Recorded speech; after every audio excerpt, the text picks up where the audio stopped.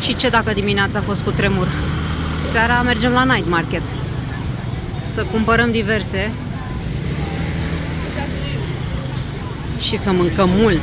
O să vedeți. Da. Dacă tot am fost norocoși, ar trebui să luăm și noi un loz. Mâncare pentru toate gusturile. Da, uitați-vă câtă lume e și sunt pe alea laterală. Există alei și încolo, multe. Ia să vedem mâncarea.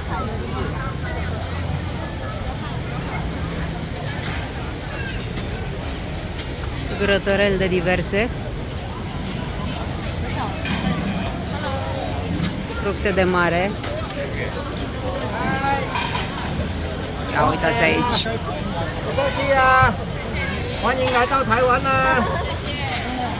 Tot ce vrei, baloane, să sărbătorim cu tremurul. Sucuri proaspete. Multă lume. Multă lume.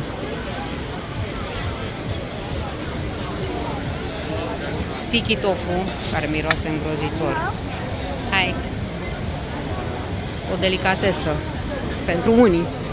Mie mi se pare înfiorătoare. Lume, lume. Uite ce bine arată astea.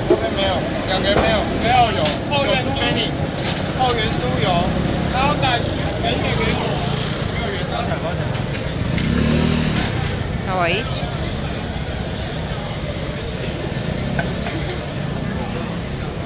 Și porumb, numai că ei l-au mai altfel decât îl avem noi.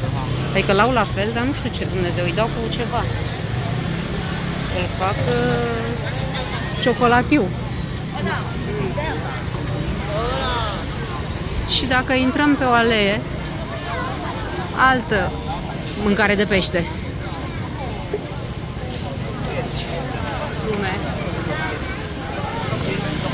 Așa ca idee.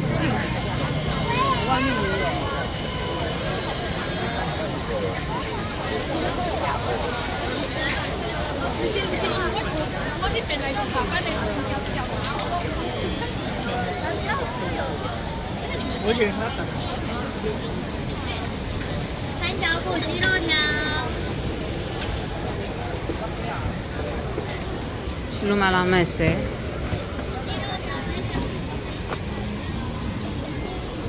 Aici pregătește domnul ceva.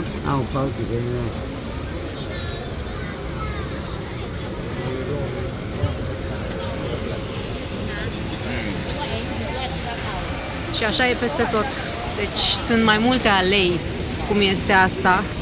Iar miroase a tofu. Ia uitați aici.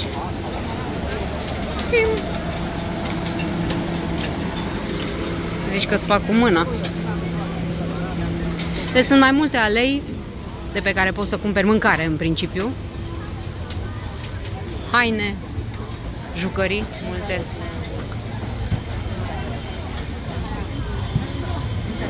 Și iar mâncare. Doamna care face ochiuri de ouă de prepeliță. Limonadă. Am băgat câteva. Și tot ce vrei.